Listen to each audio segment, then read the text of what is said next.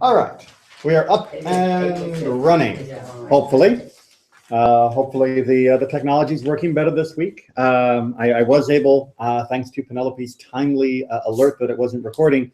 I did save the audio recording of most of our discussion last week, just not the intro. So it went up with just a still picture, which is not great, but better than nothing. So we've got the backup going, got the computer rebooted, and hopefully it's working this week.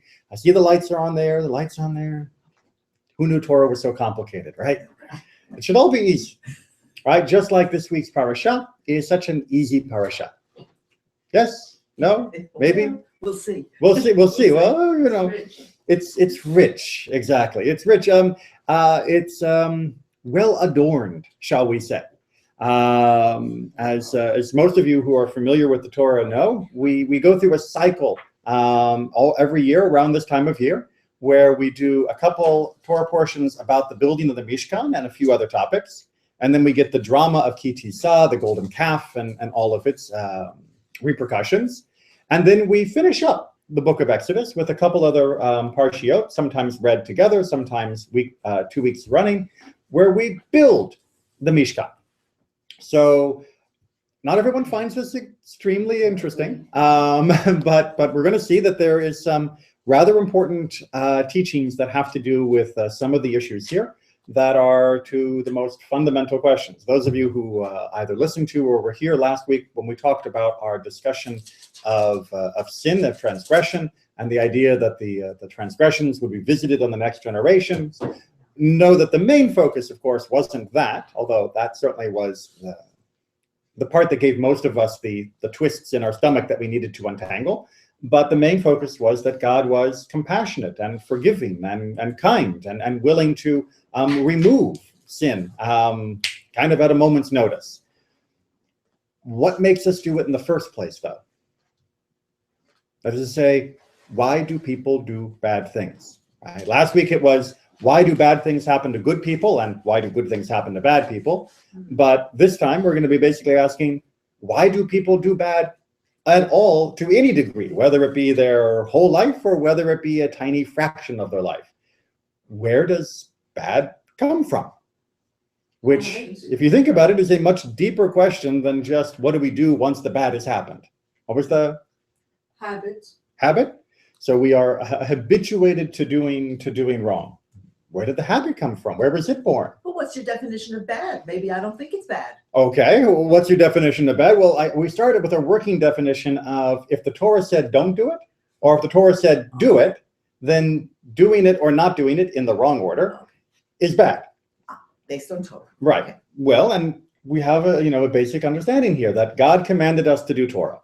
Good. And that we accept God. Good. How would I ever do wrong? Right? If I accept that there is this thing called Torah, and if I accept that the Torah was given to us as a gift by God so that we would know good and avoid the bad, it's easy, right? It's like if you go to work at a new company and the boss comes up to you and says, we're very happy to have you on board. Here is your instruction manual for how to do your job. And know that we are right here for you to answer any questions and support you. Why would you ever make a mistake? Right? Why would you ever not do exactly as your boss was asking you to do? It's all been laid out for you and it's easy. Oh, no.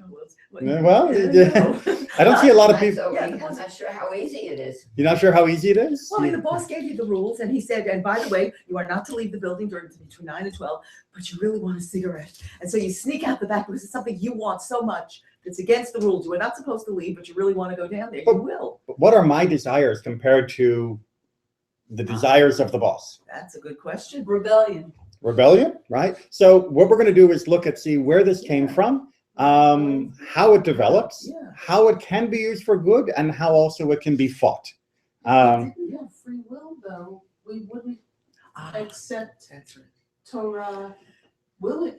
I hate to use Willingly, I know. It's okay. I'm not your English teacher. You can use the same word in the same sentence. Okay. Right? If we didn't have free will, then it wouldn't be considered a willful choice to follow Torah. But why does it seem so hard so often for us to make the right choice with that will? not temptation.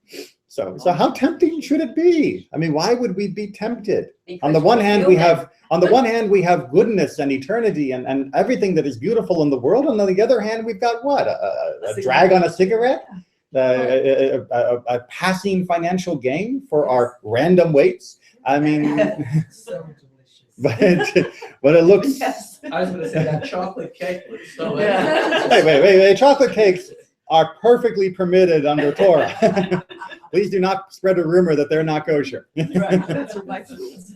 I would say it's more of a spiritual warfare, because it's a spiritual battle. You're learning, because you're born into the mortal world, and you see everything physically, and then it's spiritual. You don't see it, and you're like, well, why am I even being told what to do here? I mean, I don't see God. I don't see angels. All right. So if it's a spiritual battle between what is visible and what is not immediately visible, or what is, you rebel. then we need to know our enemy. Isn't that the first rule of warfare? Right? Know your enemy. You need to know what you're fighting if this is a battle. All right. So let's find out. Page 561. Chapter 38 of the book of Exodus. We are going to continue talking about 561. We're going to continue talking about the construction of the accessories of the Mishkan, and then we're starting off here with the altar. Good. All right, you're volunteering. Yes. Thanks. He made the altar for burnt offering of acacia wood, 5 cubits long and 5 cubits wide, square, and 3 cubits high. He made horns for it on its 4 corners, the horns being of one piece with it, and he overlaid it with copper. And by the way, for those of you who would like, we did talk about this, I don't know if it was last year or the year before, sometime in the last 2 years, and we've got a whole YouTube on it. If you want to know what the altar actually looked like and how it was used, I refer you to that source. Keep going. He made all the utensils of the altar, the pails, the scrapers, the basins, the flesh hooks, and the fire pans. He made all these utensils of copper. He made for the altar a grating of meshwork in copper, extending below under its ledge to its middle. He cast 4 rings at the 4 corners of the copper grating as holders for the poles. He made the poles of acacia wood and overlaid them with copper, and he inserted the poles into the rings on the side walls of the altar to carry it by them. He made it hollow of boards. All right, so we've got a basic idea here for the portable altar that's being described. That would be carried on poles, and we got a lot of copper or bronze, depending upon your translation. Okay. He made the laver of copper and its stand of copper from the mirrors of the women who performed tasks at the entrance to the tent of meetings. All right. What's a laver? Yeah. Laver? Laver. It's a bowl you wash your hands in. Exactly. And all of us know the root from the wonderful world, laboratory, right? So if you want to remember what the laver is, it's where we get the English word laboratory from. Not laboratory, No. but lavatory, which is another word for washroom. Where in English, of course, the washing is secondary to our main reason for going there, but here the washing was primary for why we were going there. So this kior, this basin, which is probably a more familiar English word, this basin for washing was a very important part. And how was it made? Oh, We got an important detail here, didn't we? yeah. From the mirrors of the women. From the mirrors, from the mirrors of the women who perform tasks at the entrance of the tent of meeting. And then we make the enclosure. Hold on a second. Huh? Who are these people? Are these Jewish nuns? I mean, Tasks. I didn't know anybody performed tasks at the entrance of the tent. I thought it was Moses. Yeah. yeah. And if you look over at the Hebrew on the side there, right? We get the Hatzovot Asher Savu, right? They are the savot, right? So that's a feminine noun, plural, and they apparently savu, whatever that's going to mean, at the entrance to the tent of meeting. So they are the performers of the performings at the tent. It's one of those great things in English, Paula, unlike English, or in Hebrew, unlike English, Hebrew has no problem using the same root 15 times in one sentence. So they are the doers of the doings at the entrance of the tent of meetings. They are the actors of the actings, or perhaps there's another translation than performing, as we're going to see. I'm miserable at Hebrew spelling. One of the descriptions of God is the Lord of Hosts. All right. Hashem Tzevaot. Right, and we don't mean host in that sense, like hospitality host. No. Right. What is that host? Soldiers, exactly. Host meaning like a brigade or a cohort of troops. And indeed, it's not just used for God. It's a general military term, meaning a large assembly of soldiers. Much like brigade would be used in English. Funny you should mention that. We are going to get there. Wow. So we got to play with this a little bit, because as much as there seems to be an instinct to just read the words of Torah and move on as though nothing happened, our sages say we got to look a little bit deeper. And so we are going to see that JPS's translation, while perfectly reasonable, is not the only way that our commentators have tried to explain this text. Okay. Ready? Yes. Okay. So who are these ladies? These were the skillful women who spun the 5 types of cloth previously mentioned. Or it may refer to the women who came regularly to pray at the tent and to study the commandments. All right. So Ibn Ezra is giving us 2 options of what this group might be. One, it could just be, you had women that were good at spinning, and we've been doing an awful lot of spinning, and this was a category of worker, of laborer, and that's what they did. On the other hand, there may be women that were very pious, that came and devoted themselves, and they studied the mitzvot, and they prayed there at the tabernacle, and this was sort of their calling, as opposed to their job. I like that, women studying. That's Go figure. Yeah. They had abandoned all the vanities of the world. Hence, they gave up their mirrors, which they no longer needed. For ordinarily, women have no other occupation than to beautify their faces every morning in copper or glass mirrors and to arrange their hats. That's what they do. Yes. For the customs of Israel were the same as those preserved to this day in Islamic countries. Now, Ibn Ezra lived in the Islamic world. That must be the hat, the head covering that the women had. And the preparation of oneself. The verb does not mean to perform tasks. Sorry, JPS. But to show up in armies, for there were so many of them. So there you go. You and Ibn Ezra are in very good shape. And by the way, Rashi's also going to go that route. Well, then you were not a prophet, but you were certainly on the right task. Yeah. I used to run a nonprofit. Or on the other hand, you're just really good at puns, which is one of the prerequisites to reading rabbinic literature, is to see words in multiple ways. So what does Ibn Ezra say about these ladies? What do we know about them? From Do much work.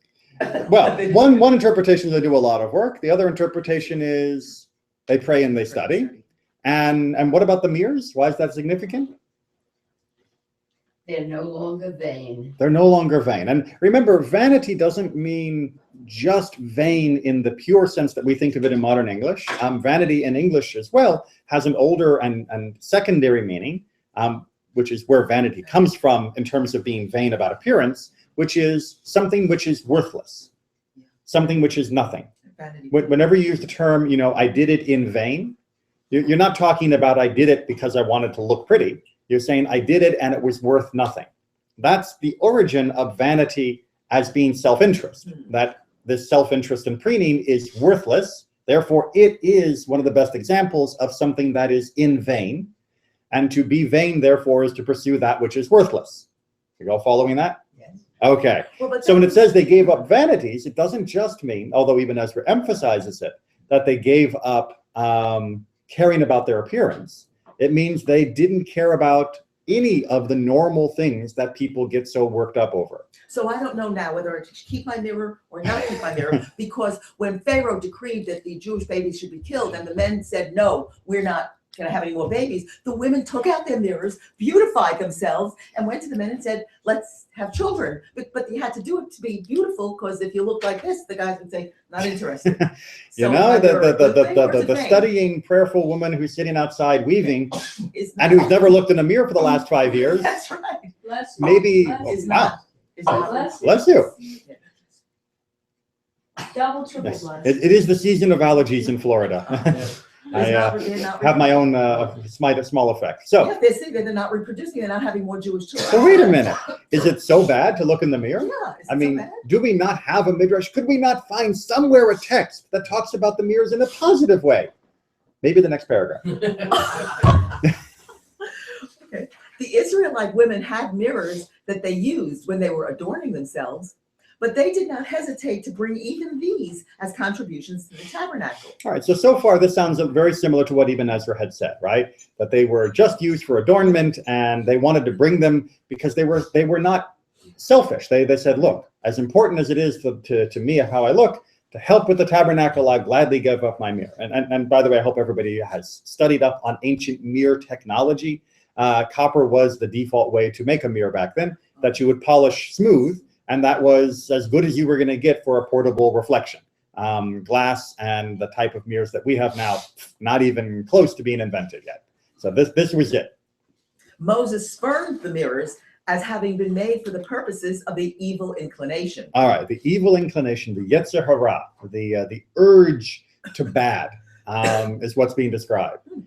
So he's saying, how could we accept the mirrors of these women that were designed purely for the Yetzer Hara and use them to build this basin that would be part of the tabernacle system? Right? Clearly, something that was made for an evil purpose cannot be used for this. That's his objection. Well, then that goes to Harriet's comment. Then let's keep reading. Shall we keep going? The Holy One told him, accept them. Yeah, God is a little bit more open-minded. They are more precious to me than all the rest. For by means of them, the women produced vast armies of Israelites in Egypt. When their husbands were exhausted from the ruthless toil imposed on them by the Egyptians, the women would take their husbands something to eat and drink and would bring along the mirrors. Each of them would look at herself and her husband in the mirror and entice him, saying, I'm better looking than you are. In this way, they would arouse their husband's desire and have relations with them and conceive and bear children. As it says in Song of Songs, under the apple tree I roused you. So the words of our verse can also be translated, by means of the mirrors, the women made armies. Right, so they were not showing up in armies, like Ibn Ezra said. They were the army makers, right? They armed Israel, literally, with the people that are armies. And they did it with the mirrors. And they did it with the Yetzer Hara. So notice what is really very fascinating about the way Rashi brings this midrash is he's not just saying they use the mirrors to make themselves look pretty.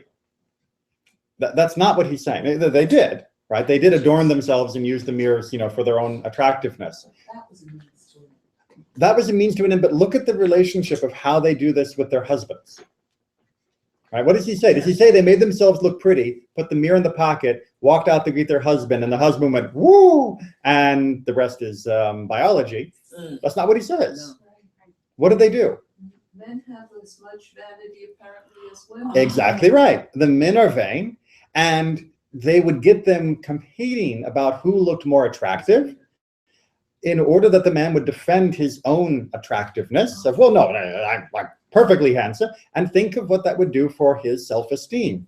A man who is a slave, who is working, who has no future that any of us would consider a future, and has no desire to create another generation that would have that same future. She gets him working on his basest response to jealousy and to defend his own ego until he is now more self-assured and willing to do what husband and wives do. So are you saying in terms of good and bad? Sometimes it's difficult to figure out if your action is a bad thing or a good thing against the Torah or not, because some of them are ambiguous. It might be ambiguous, exactly. And Paula as well? Again, going back to the beginning of class, I was willing to think that fear might be a motivator for evil, for going off the derech. I didn't think jealousy, but Jealousy is a lot more obvious than fear, maybe. And so does that mean this was good or bad? Right. Right? Is jealousy bad? If I can use jealousy to manipulate you into a point where you do good, does that mean jealousy is good? It's hard to know. You also have to understand, I think you have to take into account what the good is. Mhm. The first commandment in the Torah. That counts for something. The be fruitful and multiply. But you and I can have two different opinions on the I'm same not act. going to a mirror with you. Well, you have to see the same thing and have two different opinions. I didn't realize it was going to be as complicated as this to figure out what's good, what's bad. Why don't we just do good? That was your original question. Well, even in Ezra and Rashi, both seem to be conflicted about, were the mirrors inherently good, were the mirrors inherently bad, or were the mirrors inherently ambiguous? Yeah. And, were the mirrors good because they look at what they did, or were they ambiguous because you had to sort of use this backhanded way because of the circumstances of the time? Or were they just bad? And it's a shame that we had to do something with what was bad. But let's be honest, as soon as that problem is past, they're still bad. And they always were bad. We were just able to make something out of it temporarily, but let's not call it good. It's bad. And if the ends justify the means, then anything goes. And then we see our enemy, right? If the end justifies the means, then anything goes. So this is the enemy we face in the Yetzer Hara, right? Which is our rabbis say in many other places are more base and instinctual urges, right? Which are not in and of themselves terrible, terrible things, but which very often lead us to do terrible, terrible things. So lust and jealousy and fear and greed and selfishness, these instincts do very often lead us to do really, really bad things. But sometimes we also need them.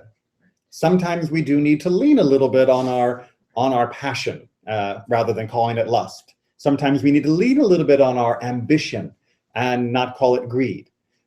Sometimes we need to lean on these instincts that will spur us to do things. And is that so bad? But if we give in for the good thing, are we giving in to the bad things as well? If we say, well, I can come up with a good explanation of why this is okay. The ends justify the means. Then can I always come up with a good explanation for why this is okay? Can I always justify my behavior? Once I put the urges on the table of these are all potentially good, how do I stop it? How do I control it? We have Torah. We have Torah, because Torah answers all the questions easily. Well, And no one is the big Torah, and no one has ever manipulated Torah in order to justify their preconceived notions and decisions, or to rationalize or justify what they've done wrong. if you're seeing something as a manipulation of Torah, then it's not Torah. Right. But I see it as a manipulation. You see it as a fulfillment. Right. No, do it the other way. You see it as a manipulation. At least a manipulation was the automatic thing, but I may not see it that way. Right. Remember, many of the people who, for example, challenged Judaism with like the early Karaites or even the Samaritans, they believed that they were legitimately expressing the true values of Torah. And those who opposed them were the ones who were manipulating and distorting. Some of the most egregious changes that were made by the early reformers, from which, by the way, the modern reform movement has distanced themselves extensively. But some of the early reformers that were moving Shabbat to Sunday and were doing all sorts of other things, they found their justification in their eyes in Torah. They did not say they were making a new religion. They said they were still being Jewish. So does everything go? How do we identify this and how do we avoid the pitfalls? All right, so let's get another good warning here before we go on to some solutions. If a person pulled out his own hair, tore his clothing, broke his utensils, scattered his coins in a fit of anger, he should be regarded by you as though he performed an act of service for an idol. Oh, come on, you can't vent? Oh, gosh. Right? If something bad happens, you're not allowed to go, gah!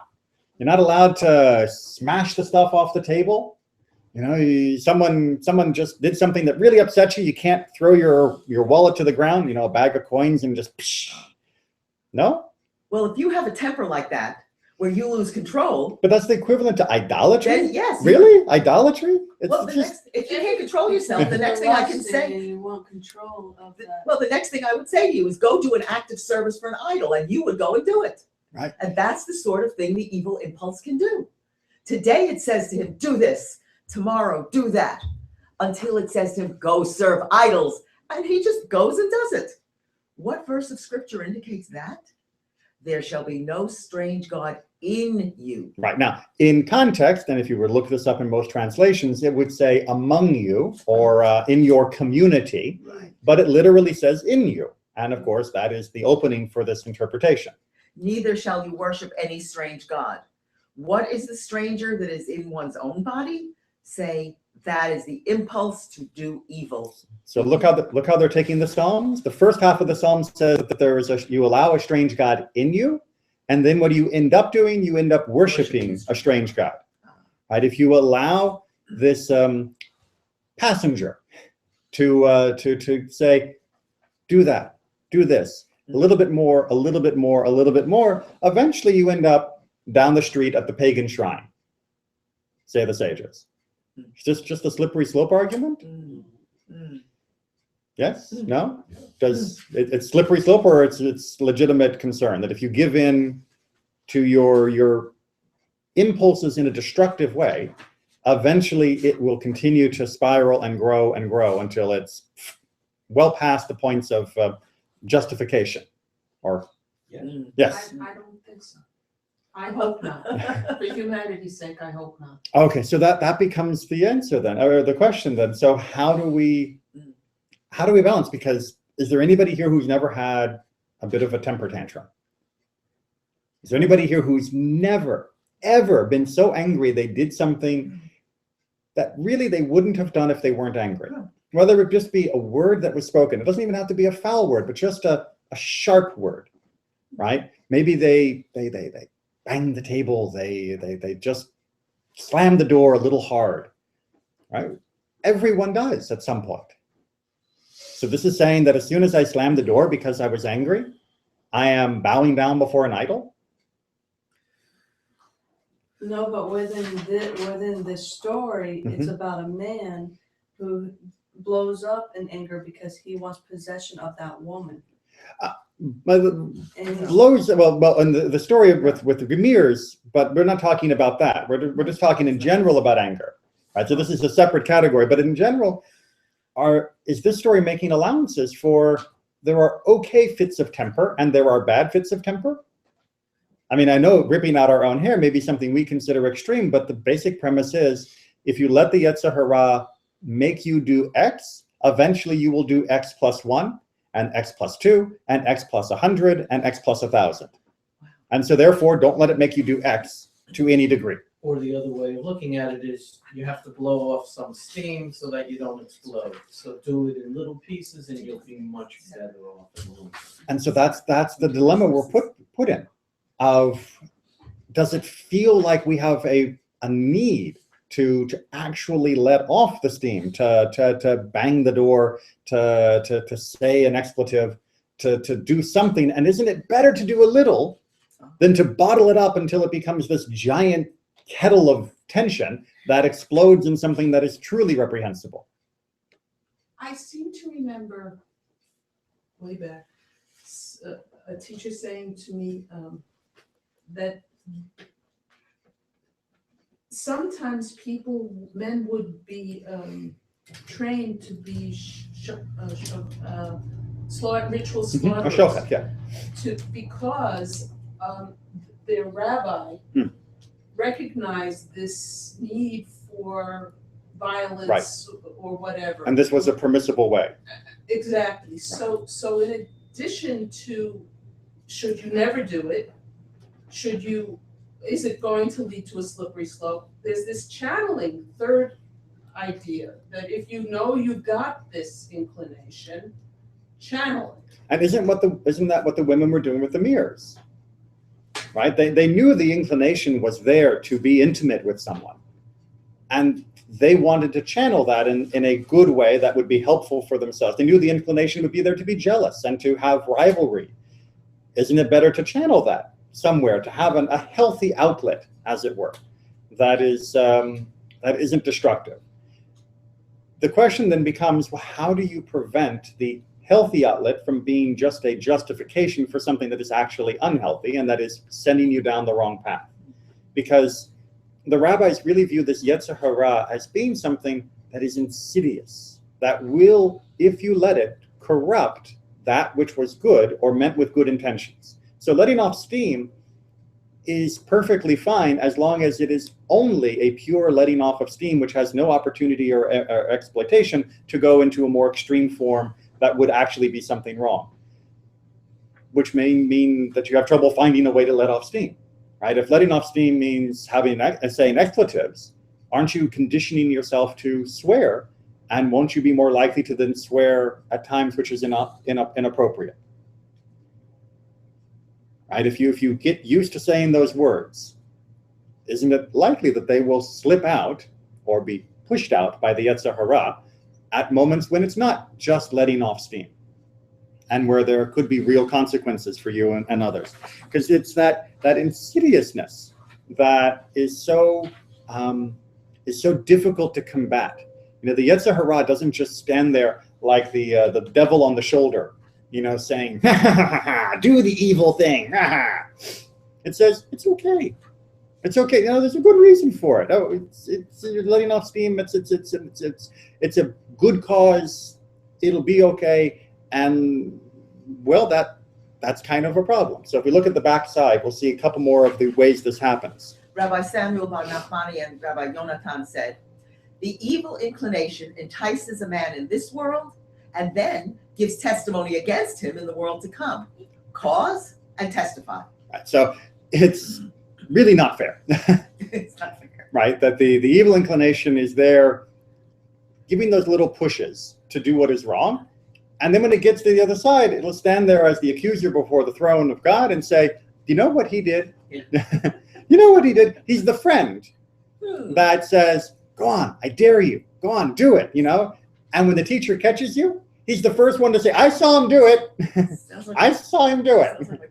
Like well, yeah, I mean, how often do you see between sibling rivalry where one will provoke the other only to turn around and say, Mom, you know what he did? Like, but you encouraged me to do it. It's not fair. It's not fair. And one of the things that's most unfair is the whisper that is quoted in the Chagiga. If the impulse to do evil tells you sin and the Holy One, blessed be He, will forgive you, don't you believe it? What am I not supposed to believe there? That God will continue to forgive you if you continue to do the same one. Partly. So am I supposed to doubt that God will forgive me when I make mistakes? I mean, that's like one of the cornerstones of Judaism. Not if you are consciously knowing your right hand from your left hand. But even when I commit transgressions that I know that are wrong, God still offers forgiveness. So there's different levels, because there's some who are alcoholics who.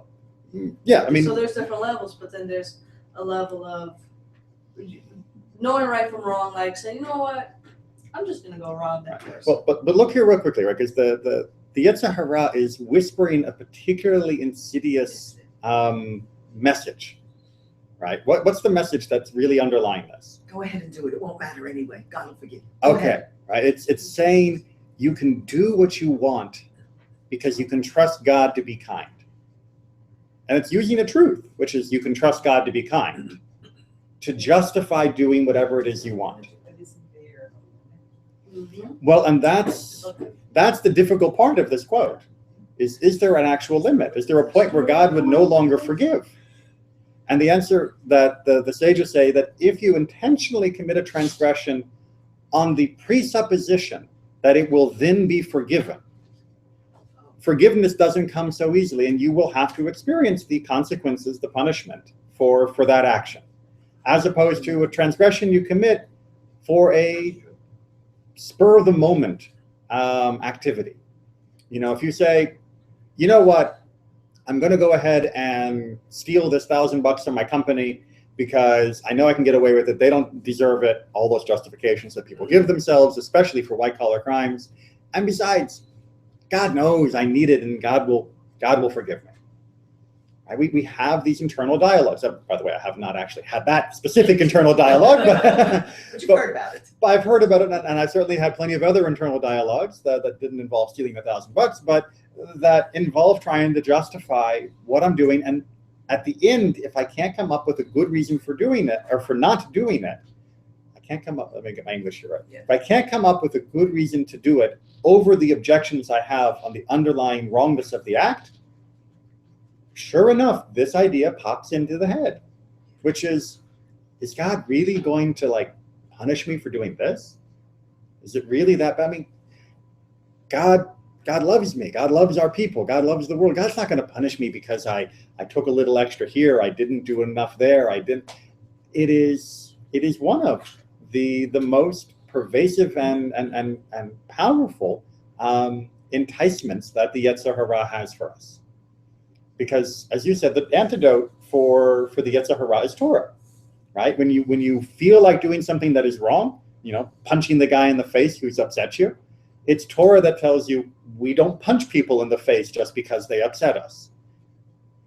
But when I still want to punch him, and the Torah is in balance of losing, what better way to defeat Torah than with Torah, from the Yetzer Hara's point of view, right? That's what a sneaky enemy we've got here. It says, you know what, you're right. Torah does say you shouldn't do that. But you know who enforces Torah? God. And God is so nice. God is so loving. God will understand if you punch that jerk. God will probably secretly be cheering when you punch that jerk. And how do we know that God is so nice and so forgiving and so good? Well, we read all about it last week, right? The 13 midot of compassion and mercy. I mean, God is much more unbalanced, compassionate than he is judgmental, so swing away. What a line. It's really just, a great bumper sticker. Do it, God will forgive you. Right? It's better than the Nike commercial. Just do it, because God will cover it. It's such a powerful line. Okay, so how do we fight it? When a man fulfills the mitzvot and studies the Torah and practices tzedakah, then when the accuser stands before God, his good friends stand opposite, pointing out his good deeds. A man's gift makes room for him. That's from Proverbs. All right. Now, notice the actual quote from Proverbs is focusing on this notion of a gift, which is why the doing the mitzvot and studying the Torah, which are general categories, gets joined by this word tzedakah. Right? There is something about tzedakah, saying Shemot Rabbah, that in particular stands by you and makes room, meaning within the heavenly sphere, for you.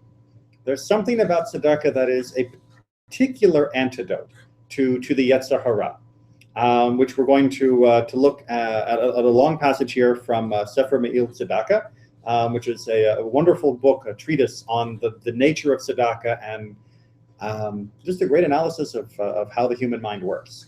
The mitzvah of tzedakah is so great that the Yetzer Hara tries as hard as it can to annul it. And therefore we see many wealthy people spending great amounts of money on vanities, yet regarding tzedakah, they are stingy. All right, so what he's going to set up here is this opposition of the Yetzer Hara and tzedakah, that these are mortal enemies as far as actions go.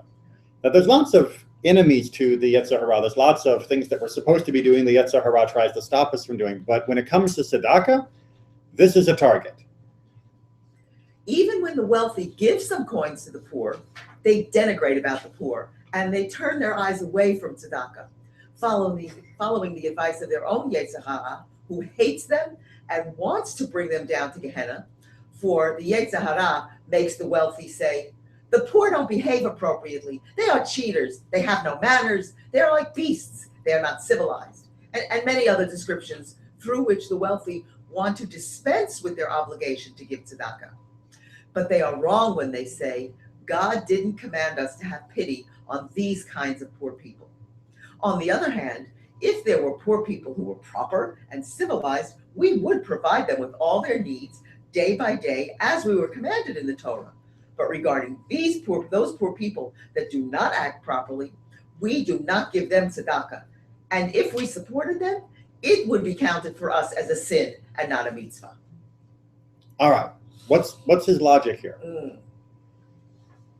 We look down at the poor that we're giving the money to and say, they're not good enough, they don't work hard, they don't behave right, they shouldn't get any money. Why? That's a good question. Why do we say that? Yeah, why do we Because- say they don't behave appropriately? Well, that's because we're constantly judging, and it's an excuse, like she said. Like is Rhea to said, it's an run excuse. away- An excuse. To run away from giving a proper amount of the need that the proper income, the proper money to give them, and accessories and all that. Rhea, did you want to add to that, or No, it's fine. right? So it's an excuse. Yes, Marion. What about the person who earns his money Mhm. in a despicable way Right. and then does give a lot? Thank you you. That's my question. You mean, so what about not the honorable livelihood but stingy tzedakah, but the dishonorable livelihood and the generous tzedakah? Bernie Madoff. Bernie Madoff wasn't as generous as we might have liked him to have been, but he certainly had that reputation. And there are unfortunately many other people who have stolen millions and given away hundreds of thousands. And that is a different form, but the same issue of the Yetzer Hara, which says you can do what you want to make the money because you're giving away some of it. And therefore it's okay that you lie, cheat, and steal. Right? It's this rationalization, right? This Yetzer Hara is whispering that it's okay. And it's using the same technique, the same tactic here, which notice what's being used here is Torah to try and undermine Torah. Right? Because that, when you, I don't think I'm dealing with this in this particular group. When you are a completely impulse-driven person, you don't need a sophisticated argument to convince yourself to do what you want to do. Right? If you're the kind of person that is walking through a shop and sees something pretty and you don't have enough money to buy it, you'll steal it. You don't need a complicated logical argument to come up with that. You just, I want it, I'm taking it. But once you've defeated that ground floor level of the Yetzer Hara's attack, once that level has been done, you might think, I'm okay. Right? I've defeated my enemy. I no longer give in to my immediate impulse to steal things, to sleep with anything that moves, to eat whatever I feel like. I'm doing fine. I've conquered all of that territory of the Yetzer Hara. And this is saying, no, there is a guerrilla warfare that the Yetzer Hara engages in, which is more dangerous than the frontline fighting. Because the Yetzer Hara will turn your Torah values into your own rationalization for continuing its work of stopping the mitzvot from being performed. Everyone see how that works, right? It becomes an insurgency campaign. But I think it's even worse than that in terms of, on the good side, tzedakah. Why is it that people care about tzedakah? Oh, because I'm going to get rewarded in the future if I do this good thing. Right. As opposed to just doing it because it's the right thing, whether there's a reward or not. It's true that many people do have that ulterior motive of looking for this as an investment. I will invest by helping the poor, and therefore God will compensate me. And yet, people are, if they're honest with themselves, dubious enough about that ROI, return on investment, that many people will continue to be stingy when it comes to giving tzedakah. And the Yetzer Hara is partly to blame for that, by convincing them that the people they're giving it to aren't the real people that God wants me to help. Right? That guy, God doesn't really want me to help that guy. If only there were the noble poor. If only there were the good people who were honest and hardworking, but still poor, and then I could support them, and that's what Torah wants me to do. If I were to help somebody that potentially, he could be an alcoholic, if I were to give him $5 for lunch, he could run off and buy a bottle of booze, and then I would be accounted as a sinner. So clearly I should not give him the $5. The Hara, trying to use the language of Torah against the goals of Torah. And in the final paragraph, he tries to sum up why that is. All these arguments are the entreaties of the Yetzer Hara, who puts in their hearts all these false words in order to remove them from the mitzvah of tzedakah. For it is a great mitzvah that brings the final redemption closer. For at that time, the Holy One, blessed be He, will slaughter the Yetzer Hara. Therefore, the Yetzer Hara tries very hard to annul the mitzvah of tzedakah. All right, pause there before we get past the ellipse. Why is the Yetzer Hara in particular concerned with tzedakah, according to Sefer Me'il Tzedakah? Oh, well, What does because tzedakah do? it will bring on the next world to come. The Mashiach will come. All right, so in particular, he is saying tzedakah is a link that is necessary for the bringing of redemption. No? I mean, don't all mitzvahs bring redemption? What does tzedakah have to do special for redemption? What does redemption mean? What is the ultimate essence of redemption in the vision of Judaism? The world will be perfected. What does perfect mean? There won't be any Yetzer Hara. Well, yes, There won't be any evil eventually, inclinations toward anything. but there is a sort of precondition of what that looks like physically. No human suffering, right? That we will put an end to human suffering. That's what redemption looks like.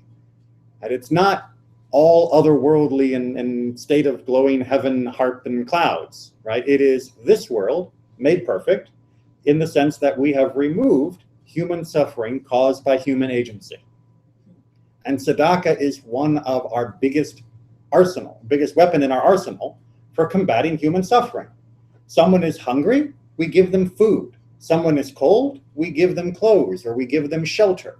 Someone is sick, we give them medicine. I mean, tzedakah is the antithesis of the most common forms of human suffering. It is just the weapon that we use to combat the day-to-day suffering of most people. And the Yetzer Hara knows that if we succeed in combating that suffering, if we bring about redemption, and people are no longer suffering, it's not going to have a playground anymore. Because once we get rid of the suffering, once we bring redemption, the Yetzer Hara will have no hold over us.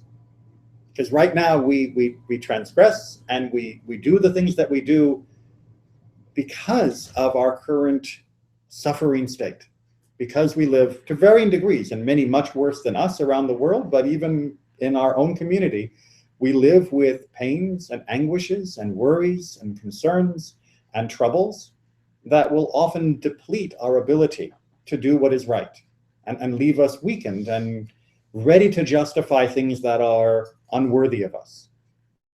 If we get rid of that suffering, how much easier would it be to be good? Which is why he finishes off with the final phrase. And we have no right to criticize any of the actions of the poor person because they are like a dead person. Also, we see that his poverty washes away his sins. And the Zohar says, God doesn't take into account the sins of the poor person. Rather heavy-duty attack. Yeah, On those- the best he could come up with was a quote from the Zohar. I'm a little, Well, that's no, that last one is only from the Zohar. The idea that a poor person is like somebody that is already dead, and the idea that someone who is going through poverty is already suffering enough to remove their sins and any punishment they may be deserving in the life to come, those are from the Talmud. The final one, which says that God doesn't take into account the sins of the poor person. Mhm. Well, he's basically, what the Zohar was doing there is combining those other issues, right? If you're already dead and your sins have been washed away, you have already gone through the process of cleansing of Gehinnom. Therefore, what is there to keep score? So, Why do I have a feeling this is one of those passages where if I looked hard enough, Mhm. and I wouldn't have to look too hard, I could find the counter to this. Oh, absolutely. And you will find plenty of passages, by the way, which we have studied at other times, about the responsibilities of being a poor person to live a life that is good, to still adhere to the commandments, to give tzedakah yourself, to do all these other things. Absolutely. And that's to combat the inherent Yetzer Hara that also goes into a poor person, which tells them, you're poor, you don't have to do this, you don't have to do that. You don't, absolutely, that is part of what has to be fought. But Sefer Me'il Tzedakah was arguing on the other front, because in any given community, thank God for most of history, the majority have not been poor. There's always been a sliding scale depending upon which community you lived in, and you would certainly have some communities that were struggling, but the majority always had more than the average. That's kind of an economic truth, right? And the majority, for most of human history, had enough to get by. And we're talking, when we talk about poverty and suffering, we're talking about people especially who don't even have enough to get by. And how do we know, by the way, that the majority always had enough to get by? It's because they didn't starve to death and die. We're still here. So that's kind of the ultimate proof. So that was his target, was focusing on those folks. See, he has plenty of other things to say for the poor people of what they need to be doing. And we know the Talmud and other Midrash has lots about what their responsibilities are, and better to flay the skins in the marketplace than to accept tzedakah, and you should do anything you possibly can to support yourself. All of that is very well documented. But it is among those that have the capacity to fight that suffering simply by giving that he found the biggest battlefield between the Yetzer Hara and what this vision of redemption is. And the idea that tzedakah is the ultimate enemy of suffering, and therefore is the ultimate enemy of the Yetzer Hara, because it is through suffering that most of us, in one form or another, and maybe suffering sounds too strong a word to you, but it is through suffering for most of us that we end up justifying our behaviors and our actions, which do not contribute to the good of the world. And so the better we can balance out the suffering in the world, the better for all of us, and the worse for that evil inclination, that worse for that impulse to be selfish and to be greedy and to be lustful in a destructive way, and to be angry and violent. Those things are born not out of an inherent need to act in bad ways, but they're born out of an inherent response to the difficulties of this life, of this world. Remove the difficulties, and we can be better still. That's the ultimate goal of tzedakah. Otherwise, you'd say, just let them rot. Or rather, God would have said, let them rot. Many, if not all, I dare say, of our Jewish institutions are built on naming opportunities. That's the mirror, yes. Where does that fit in? fall in all of this? It falls in all of this as we would like to be in a world where the Yetzer Hara has no hold, but as long as it does still have a hold, we will try to be the masters of it. And we will try to put it to good use. We will try to make it a mirror that we can use to entice people to build armies for Israel. Which nowadays, literally, we build armies for Israel in the sense of supporting the IDF and the state of Israel, and also to create good neshamot by supporting institutions that do good work in the Jewish world. And sometimes we have to make a mirror, and we have to use the mirror to get people moving in that direction. But that's not the goal. Ideally, we'll be able one day to take those mirrors and turn them into a basin and wash our hands with them and be done with it. But we're not there yet. But every time we need it, we do have to be very careful of the whispers that can go along with it. Well, if I'm not getting the naming rights that I wanted, or if it's not as impressive as I wanted, should I still give? Did someone else get more than me? Should I not therefore help the next time? Those things, those threads are still attached, yes. And it'd be nice if we could dispense with it at all, but we can't. So better to tame it as best we can, while recognizing that a tame wolf is still a wolf, and you just don't leave around slabs of meat next to the baby. It just doesn't work. There was a school in Salt Lake City, and I don't recall the name, and it's a school based on Jewish. Yeah, they were just in the news. Yes. And the majority of the children Yes. that attend are not Jewish. Correct. The vast majority are a mixture of every other Of religion. everything else. Right. And yet they do the Hebrew prayers Right. on Shabbos.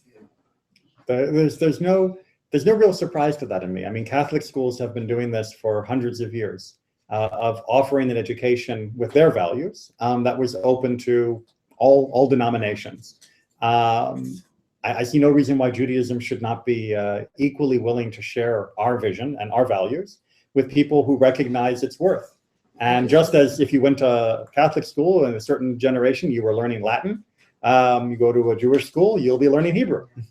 It just shocked me that there would be that many children that would attend a school, and this is not JCC. It's not preschool, right? This is all the way up. Well, thankfully, the values of Judaism have become recognized, That's also whether they've actually acknowledged it or not, has become recognized with many of the core values and goals of the world. Right. And it'd be nice if more people could recognize it, and at least if we get a footnote for our contribution to that. But it's good. It is good. I read about that project as well, and it's no replacement for being part of a full Jewish community for a synagogue, but I think it is great to open and show more people the gift that Judaism has. There are families that want this. Absolutely, quite a few. Yeah. All right. Thank you very much, Thank you. and see you all.